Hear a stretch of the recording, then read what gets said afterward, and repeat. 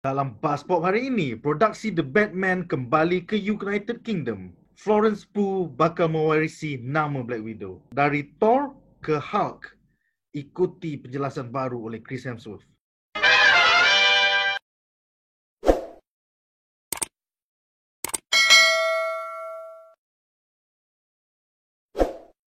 Selamat kembali ke Buzzpop hari ini, di mana kita membincangkan 3 berita terhangat daripada Hollywood setiap hari, 5 hari seminggu.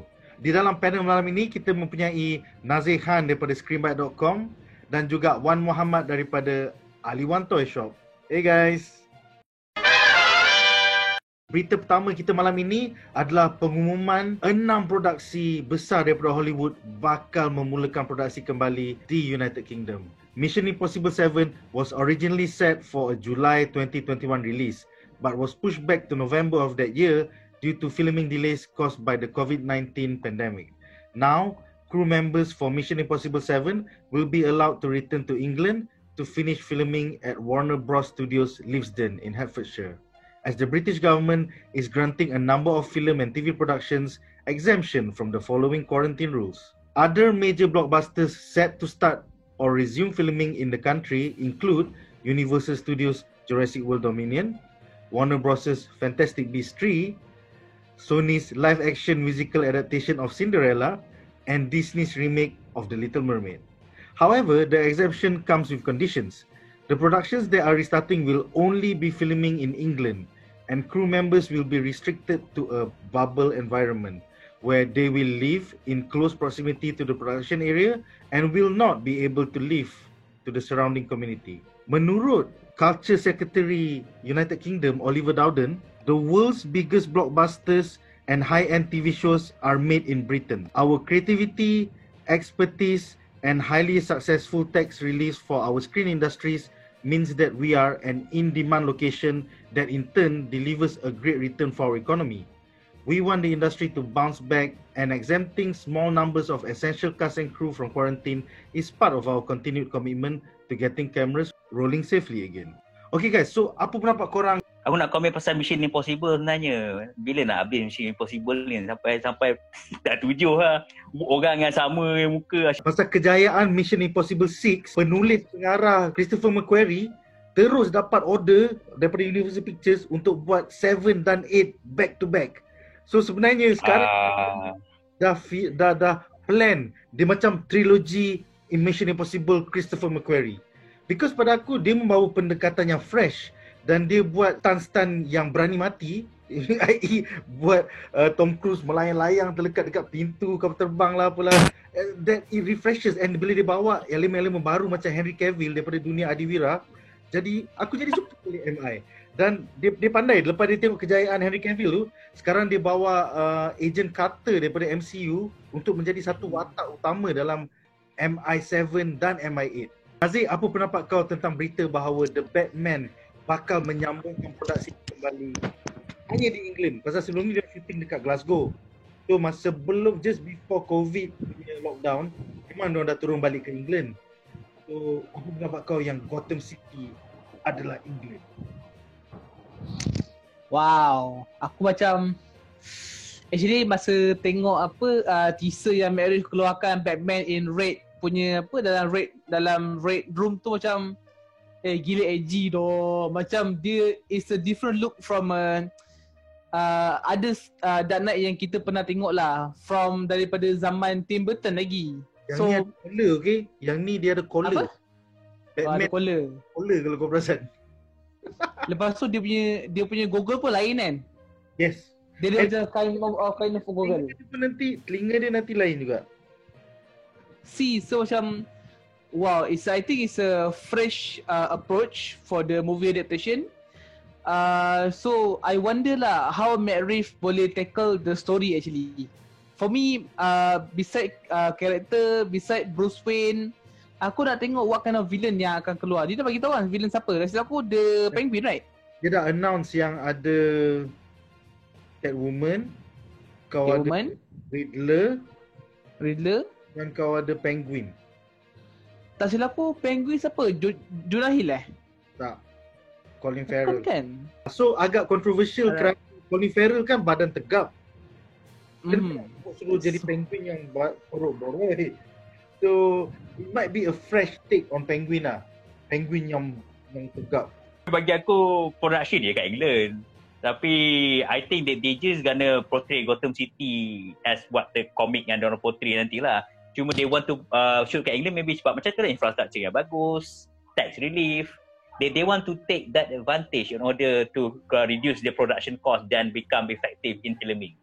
Aku teruja dengan news yang The Batman filem banyak dekat United Kingdom pasal Glasgow tu adalah satu bandar yang agak gotik tau, dengan banyak arkitektur yang gotik dengan gargoyle dia lah, dengan dia punya churches lah. So aku rasa it will make a best ataupun it will make an interesting new vision of what Gotham is at night.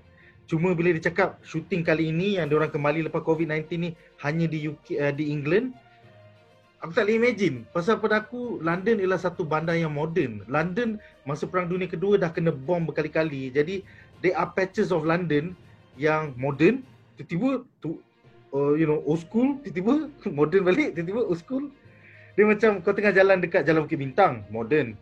Lepas tu tiba-tiba kalau lu ke Jalan Tun Razak ke, dekat Dataran Merdeka ke, tiba-tiba old school. So dia macam KL juga, dia mix. Dia bukan macam Perancis kalau kau pergi kat Paris. Paris is totally like Melaka, like tak ada border langsung. And it's so beautiful. Pengarah Claire Shotland mengakui bahawa pelakon Florence Pugh akan mengambil alih watak Black Widow daripada Scarlett Johansson. Kevin Feige realized that the audience would expect an origin story in the Black Widow movie. So of course, we went in the opposite direction. And we didn't know how great Florence Pugh would be. We knew she would be great, but we didn't know how great. Scarlett is so gracious, like, oh, I'm handing her the baton. So it's going to propel another female storyline. In Endgame, the fans were upset that Natasha did not have a funeral. Whereas Scarlett, when I spoke to her about it, said Natasha wouldn't have wanted a funeral. She's too private, and anyway, people don't really know who she is. So what we did in this film was allow the ending to be the grief the individuals felt rather than a big public outpouring. I think that's a fitting end for her. So, apa pendapat korang? Ini adalah benda yang bagus sebab after 10 years of MCU, dah 10 years yang berlalu, they need to refresh on something. Kalau tidak, nak cek watak-watak yang sama pun nanti orang akan boring. So, the thing that what they did to Iron Man and Captain America, I think is good. Sebab diorang nak pass the phase 4 benda lain. Macam Captain America pass the baton to Falcon, to Anthony Mackie. And then lepas tu, I think Hulk pun mungkin akan jadi profesor je kan. So dia nak bagi orang-orang yang baru untuk menjadi muka depan kepada Marvel. So I think Black Widow ni bagus sebab nanti Scarlett Johansson pun dah malas lah berlakon Black Widow. So bila dia nak pergi ke Florence Pugh ni darah muda, dan bila aku tengok dia punya track record dalam perfilman pun bagus. Dia dapat banyak award jugalah. The best newcomer Scott Beaton, and then juri select dia untuk BAFTA Award. Wow, so aku kata ni cerah ni. So Kevin Feige ni dia pandai pilih orang kok. Bila kita tengok dalam Midsommar tu dia berlakon, wish, apa teori dia berlakon, dia bukan budak apa Minah ni kan. Dia berlakon ingat emosi dia betul-betul. And then kalau ketuk dia berlakon cerita lain pun dia boleh bawa emosi yang lain. Dia ni macam jenis yang macam maybe Leonardo DiCaprio punya vibe in the making. Dia boleh tukar watak dia macam mana. So bila kita tengok trailer Black Widow, Florence Pugh ni tengok aku ingat dia Russian tau. Baru tak tahu siapa dia kan. Are you really a Russian tu? Yelena. Dia tengok bukan, dia ni British. So bagi aku it's a good lah. Kevin Feige pandai pilih. So bila nak pass the baton, dia pass betul-betul. I'm looking forward for it. Cool. Untuk penonton yang tidak arif, watak yang dimainkan oleh pelakon Florence Pugh ini, iaitu Yelena Belova, memang merupakan satu Black Widow di dalam Marvel Universe. Walaupun watak Natasha Romanova, Black Widow, masih wujud di dalam Marvel Comics, tapi watak Yelena Belova ni juga beraksi juga di dalam dunia Marvel Comics ni. So it will be interesting because sekarang Marvel MCU dah lain daripada Marvel Comics, di mana dalam Marvel Comics kau ada 2 Black Widow or more, dan dalam ni kau hanya akan ada Yelena Belova going forward into MCU Phase 4 and MCU Phase 5. Wow, Black Widow versi komik. Nice. Nazir, ada apa-apa pendapat tentang berita ni? Okay, so maknanya Florence Pugh ni will be in the prequel ataupun untuk itu next phase kan? Well, filem ni sebenarnya diura-urakan adalah selepas Civil War, sebelum Infinity War dan juga Endgame. So basically filem ni prequel. Ya, so maknanya dia sebelum Civil War. Tak, dia selepas Civil. Sebelum Infinity War dan sebelum Endgame. Oh, so macam dia middle gap lah yang fill the whole for the timeline. Pada permulaan filem Black Widow ni, selepas Civil War, Black Widow balik ke Budapest untuk check out this mystery. Rupa-rupanya sekolah Soviet spy school lama dia tu telah diinfiltrate oleh seorang villain yang turn over the Black Widow operatives into versi jahat. And as we know from the trailer, it is Taskmaster. So I think there will be interesting approach, and aku juga nak tengok maybe ada some emotional moment between Florence dengan dengan Natasha. Yeah, I think the world will be need a new Black Widow lah. Yeah, maybe aku nak juga tengok new Avenger team lepas Captain America kan. Maybe like kita akan tengok Doctor Strange dengan Falcon, dengan Winter Soldier, new assemble team for new generation. Yes, dengan so, Black awesome, Panther dan Captain Marvel dan Spider-Man menjadi tunjuk utama baru untuk New Avengers. Tapi ada juga ura-ura mengatakan bahawa watak Yelena Belova ni, walaupun dia akan mengambil alih tempat Black Widow, tapi dia bukan akan jadi ahli Avengers. Sebaliknya dia akan direkrutkan oleh Thunderbolt Ross yang Sokovia Accords memang tu untuk jadi Thunderbolts. Thunderbolts is effectively sekumpulan adiwira yang nampak baik tapi sebenarnya diorang semua villains. So that's still up in the air and we won't know until the post credit scene of Black Widow. Ura-ura ni aku rasa better we take as a grain of salt je lah, sebab it's too good to be true lah. Sebab to execute something this big, Kevin Feige perlukan team yang sangat power lah. Sebab 10 tahun lepas ni kau tengok dia bawah naungan dia ada good director, good writer, good producer. So aku rasa antara sebagai businessman, the biggest challenge dia nak dapatkan a good people again in order to work for this new generation of writing actually. Ada. Kalau kau baca artikel Buzzpop dalam 2-3 minggu lepas, produksi Marvel Studios sekarang adalah amat demokratik sekali. They have something called the Marvel Studios Parliament.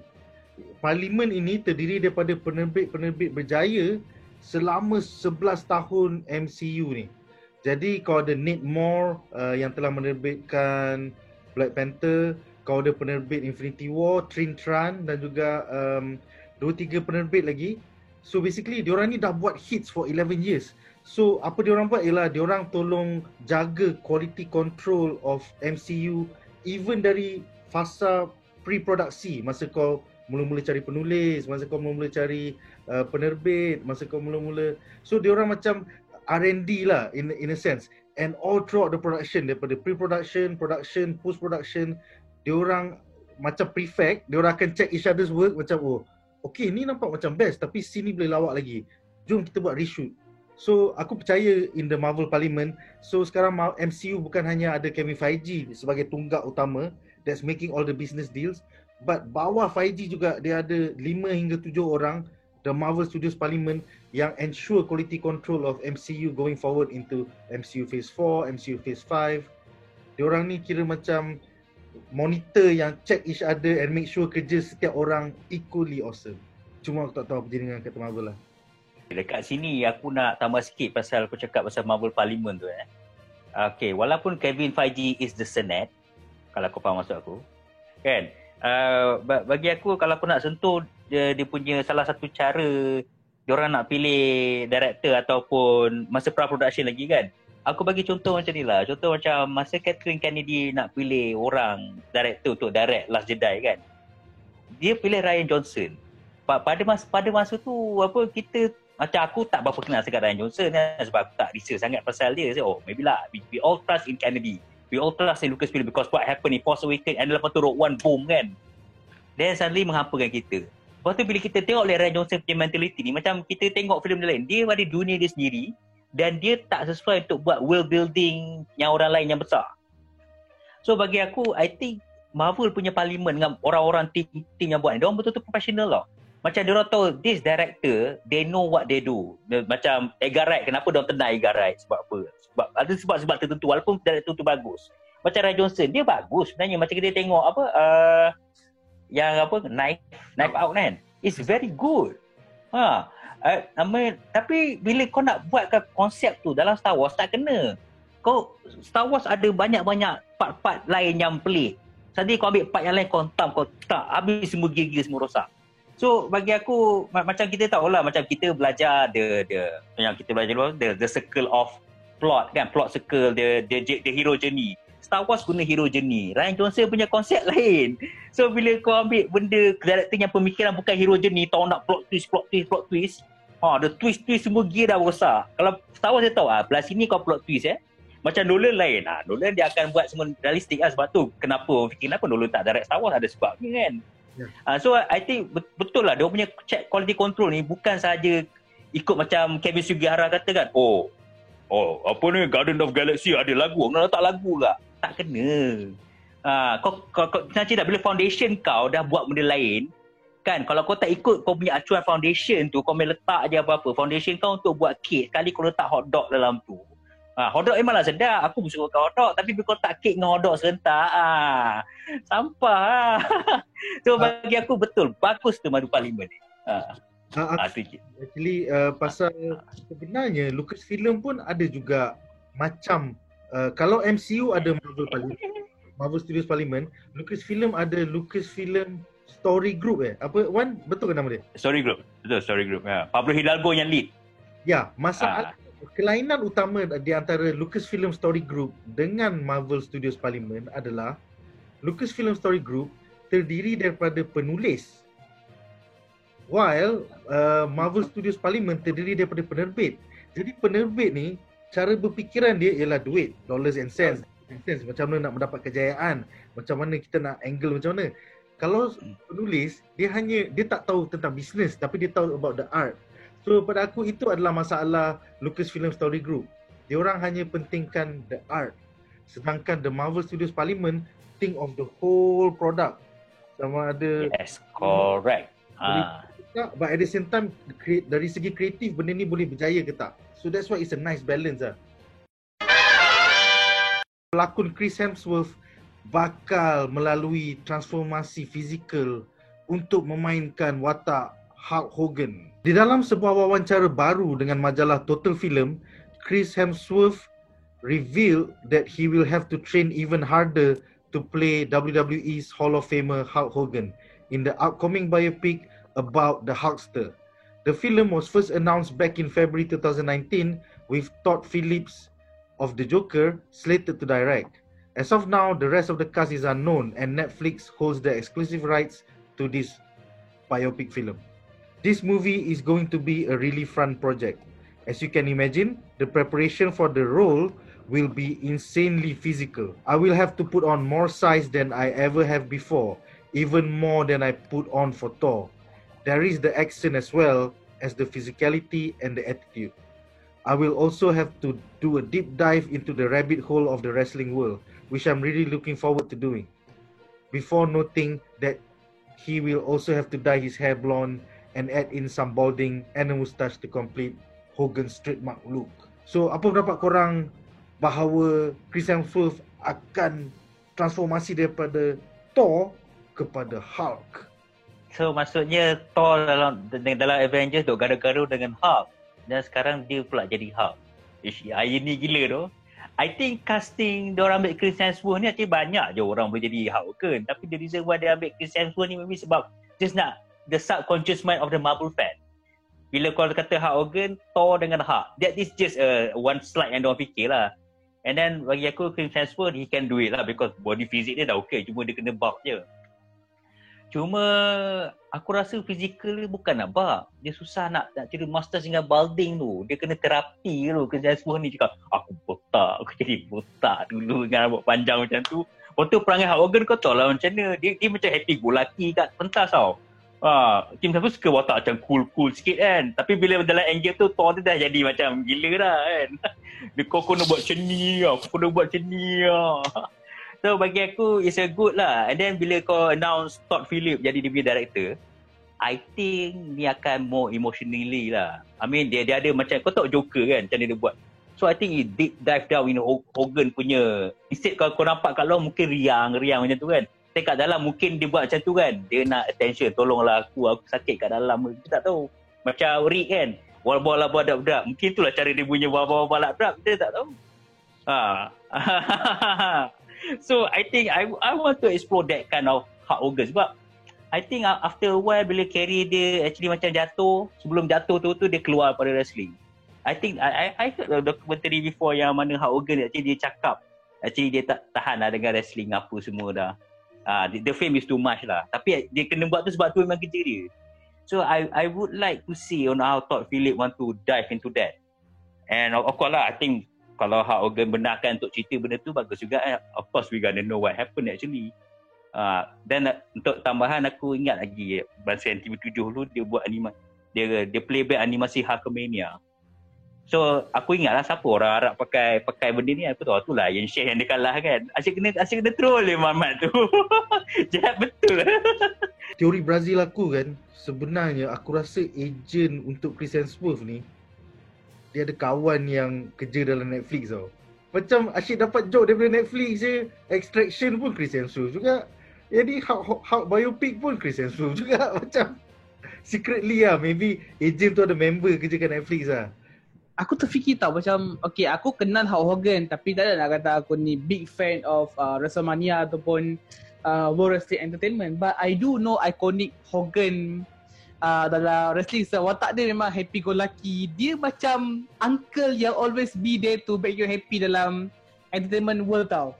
Kalau Jamie Foxx aku boleh nampak dia sebagai Mike Tyson, tapi kalau Chris Hemsworth payah jugalah. And lagi satu, Hogan muka dia clean tau. Kalau kau nak tahu, muka dia always clean. Macam Chris Hemsworth muka dia berjambang kot. Muka dia ada jambang-jambang sini. So dia kena buat laser terapi lah in order to get this kind of stage. Shave hari-hari je. Aku teruja dengan the idea that Todd Phillips is doing this project. So aku macam wow. Because Todd Phillips sebelum ni adalah seorang director lawak tau. Dia buat cerita dengan Will Ferrell, old school. Lepas tu dia buat 2-3 projek dengan Will Ferrell. And then dia buat The Joker. And then dia boom. So are we going to get Todd Phillips The Joker yang buat Hangover punya trilogy, ataupun are we going to get Todd Phillips The Joker serious guy? Bagi aku dia akan jadi campuran lah antara Joker dengan Hangover punya trilogy kot. Sebab dia bagi aku lah, kau tengok Todd Phillips dia suka buat cerita yang lawak-lawak mula-mula kan. Sekali kau dia ambil cerita seorang pelawak, lepas tu dia menyeriuskan cerita tu. So aku rasa itu dia punya cry out lah. Jadi dia buat cerita lawak kan. Tapi rupa-rupa Joker tu inilah sebenarnya apa aku rasa kat dalam kan. Lepas tu dia buat Hogan. Aku rasa sama lah kot. Hogan kat luar happy go lucky, tapi belakang cerita lain kan. Tapi satu benda je, kalau dia masih nak buat signature move dia running leg drop tu, yang Hogan punya leg drop lah, tolong buat cinematic betul-betul yang dia jalan-jalan lepas tu dia bagi leg drop. Benda tu simple lah, tapi sebab Hogan yang buat dengan dia punya macam ni. Itu je aku suka kalau dia nak buat filem pasal wrestling, the finishing move must be cinematic, must be epic. And kalau Chris Hemsworth dah jadi Hulk Hogan, aku wonder siapa yang akan jadi watak-watak legenda macam Iron Sheik, macam Randy Roddy Piper, macam Andre the Giant. Are we gonna get to see DCEU, MCU heroes menjadi wrestler legenda daripada 1980-an? Atau adakah kita akan tengok The Rock? Tak boleh kan? Macam tak feel lah kalau kau ambil The Rock dengan Batista masuk dalam WWF. Pasal dia orang generasi 90-an. Akan rasa off lah. They should ambil pelakon-pelakon besar, you know. aku menarik apa ni cakap ni, sebab dia kata nak tengok siapa yang lakonkan Andre the Giant kan. Apa watak yang tinggi besar macam tu. Adakah dia nak ambil Jon Favreau untuk berlakon Andre the Giant, tapi lepas tu dia CGI jadi tinggi? Actually bila aku tengok Andre the Giant kan, aku tengok Jon Favreau lebih kurang ke sebenarnya. Sorry Jon Favreau. Okay guys, nampaknya itu saja untuk malam ini. Terima kasih for joining us tonight. Jumpa lagi di episod-episod Buzz Pop hari ini di hari-hari lain. Majulah fandom untuk negara. Sekiranya anda enjoy menonton video ini, jangan lupa untuk like, share dan subscribe kepada Buzz Pop TV. Untuk lebih banyak video-video yang berkaitan dengan pop culture daripada komik, TV, filem, mainan dan juga banyak lagi. Majulah fandom untuk negara.